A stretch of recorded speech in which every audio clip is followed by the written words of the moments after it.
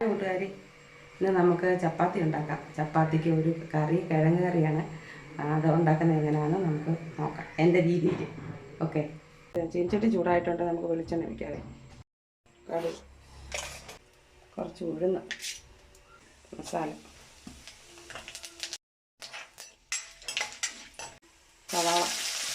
സവാളയും ഇഞ്ചിയും വെളുത്തുള്ളി കുറച്ച്.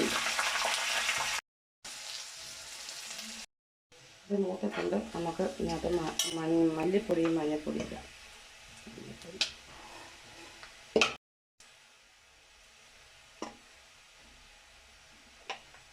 കിഴങ്ങ്, പച്ചമുളക്, ക്യാരറ്റ്, തക്കാളി എല്ലാം കൂടെ ഞാൻ കുക്കറിനകത്ത് വേവിച്ചതാണ്. ഇത് അതിനകത്തോട്ട് ഇടാം. കരിവേപ്പില ഇടാം. അതിനകത്ത് അവസാനമായിട്ട് നമ്മളൊരു സാധനം കൂടെ ചേർക്കും.